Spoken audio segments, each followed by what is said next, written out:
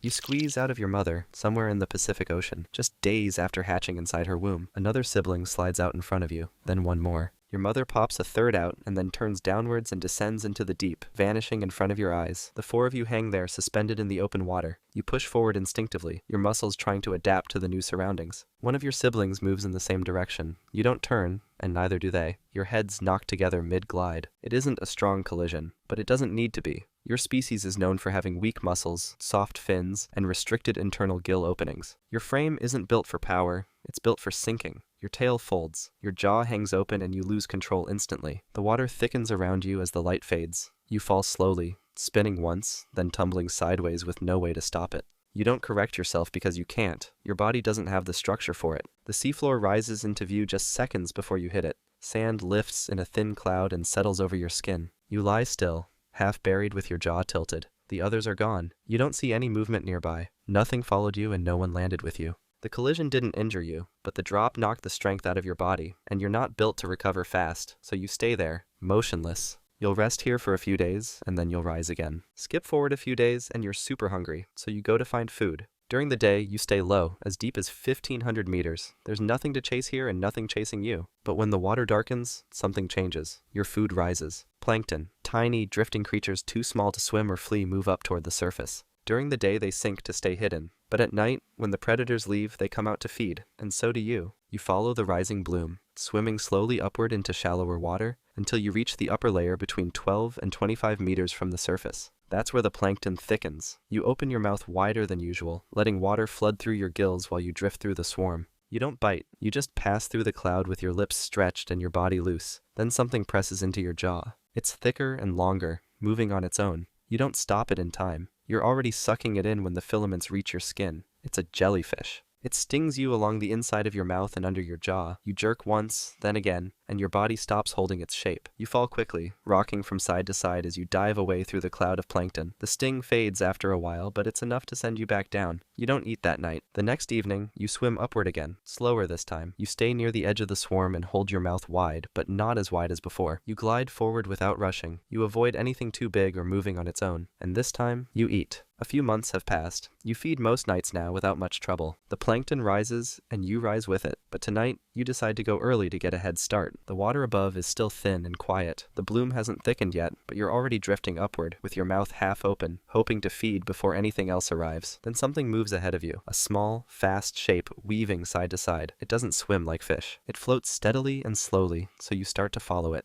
You push forward, opening your mouth wider, ready to pull it in like any other drifting meal. But just before you reach it, the shape rolls away and drops beneath your belly. You don't react in time. Your body turns slowly, your head drags behind, and your mouth closes too late. The strike comes from below. It rams upward and latches into the soft underside of your body. You feel it spin as it tears loose a chunk of skin, dragging sideways before letting go. Your body jerks once, but the damage is done. The wound pulses open, round and deep. You dive on instinct, twisting your tail hard to get away, but the movement throws your body off balance and you fall at an angle. You right yourself slowly and keep dropping, pushing away from where the strike came. Then you see another shape, same size, same speed, just at the edge of your vision. It doesn't attack and it doesn't leave. It just hovers in place, watching. But you don't wait. You dive deeper, body tilted, letting gravity take over until everything above you is gone. You don't stop until the water is thick and still again. You stay low for 2 nights. The wound stays open. It doesn't clot properly, and your energy drops as you hold your place without feeding. When you rise again,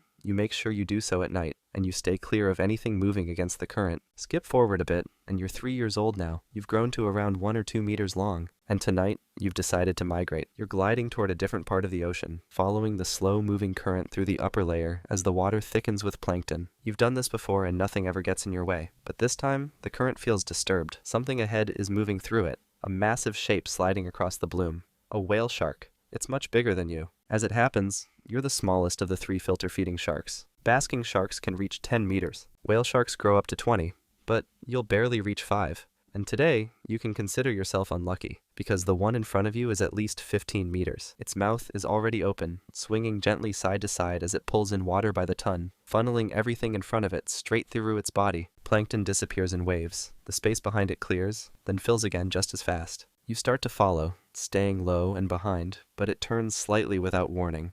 Not toward you, though. It doesn't even notice you at all. But now it's drifting forward, straight into your path, with its mouth still open. You try to swim away, but you move at 2 kilometers per hour, while the whale shark moves at 5. The suction reaches you before its body does. Your jaw tilts open as the water pulls you backward, dragging your head and shoulders into the current. You try to angle your body sideways, but the pressure locks your movement, folding your body inward as the bloom rushes past your face. Your tail kicks once, but there's no grip. One fin tucks beneath you by accident, and your body starts to roll. You spin once toward the pull, then again, this time faster. You try to right yourself mid-twist, but the suction catches your underside and drags you higher into its path. You twist hard, point your body down, and force yourself into a dive. The current holds a second longer, stretching your tail backward as your head tilts down. Then it snaps free. The pressure fades, just as the whale shark's belly passes meters overhead, its body swinging side to side as it glides past without slowing. You drop quickly, with your tail loose and body lopsided. The spin doesn't stop right away. You fall through the water and roll once more before leveling out, disappearing into the dark below. At 5 years old, you've nearly doubled in size. You're just under 4 meters now, drifting through the bloom like always, with your mouth open and your body steady. Feeding isn't difficult anymore. You know where to go and how to move. Then you notice another shape. It's gliding a few meters ahead of you, moving toward the same thick patch of plankton. It's the same size and has the same rhythm. You angle forward without thinking. You push faster, adjusting your path just slightly to cut in front. The bloom thickens and you glide through it first. The food pours through your mouth and down your throat before the other shark even gets close. It slows down, then turns away. You've never done that before. You fed first, you took the better path, and for once, something in this ocean backed off because of you. But the moment doesn't end. The shape doesn't leave. It circles once, drifting lower. Then it turns again, and now you see it clearly. It's a female. You react late, but you react. You fold your body forward and begin to chase. She's already further than she was a moment ago. You push harder, but she's pulling away. Her movements are quicker, more controlled. You hold the pace as long as you can, but the gap doesn't close. Then she's gone. You turn back and drift through the edge of the bloom again. The plankton is still thick here, and you feed like you always do. But this time, you finish slower, and this time, you're not full. At 6 years old, you've grown to around 4.5 meters. It's daytime, and you're drifting through the deep water like usual. But today, you're not alone down here. Something feels wrong. The pressure around you dips in uneven waves, and the water starts to shake, not in pulses, but in long, rolling thuds. You turn your head slowly, then you see them. 3 massive shapes, spaced wide apart, moving in a line toward you. Sperm whales. They don't swerve. They don't stall. They just keep coming. One of them drops beneath you, sinking slowly like it's setting a trap. Another moves slightly to your left. The third rises higher, above your head, blocking the only path back into open water. You try to hold position, but your body starts to tilt. The pressure is shifting faster now. Then the middle one charges. It doesn't aim for your head or your tail. It just brushes past you, a deliberate angled pass. Its tail clips your side as it goes by, and the skin tears open. A deep wound runs down your flank. You'll carry the scar for the rest of your life. The wave pushes you sideways and drags your body into a spiral. You roll once, then twice, trying to recover before the others follow through. You twist downward and force your tail into a dive. It's not fast, but it's enough. The pressure fades behind you and the water stills.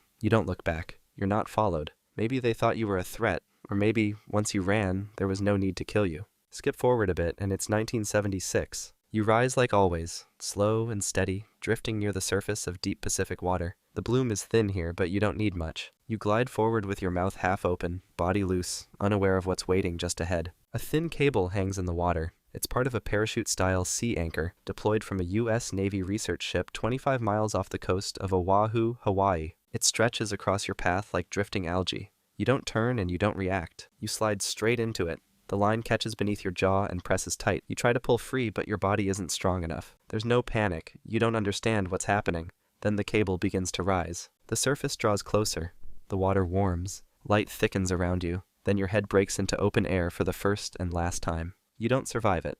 Your body is hauled aboard the ship, still tangled in the sea anchor. You're 4.5 meters long and weigh over 1,500 pounds. No one on board recognizes what they're looking at, because until now, no one has ever seen your kind. They transport your body to a Navy lab at Kaneohe Bay. Local marine biologists arrive, followed by phone calls to shark experts around the country. But nobody recognizes you. One of the first scientists on the scene is Waikiki Aquarium Director Leighton Taylor. He nicknames you Megamouth because of the 3-foot-wide rubbery jaw hanging open on your face. Later, when you're formally described, they give you a scientific name, Megachasma pelagios, the giant yawner of the open sea. You become the first known member of a brand new family, genus, and species. Scientists study your teeth, tissue, and stomach contents. They learn you fed on deep-water shrimp, that you were a filter feeder like the whale and basking shark. You were the third of your kind, and until then, the rarest. Life as a megamouth shark might be rough, but there's another animal out there that has it way worse. Trust me, it's wild. Check out the video and see for yourself.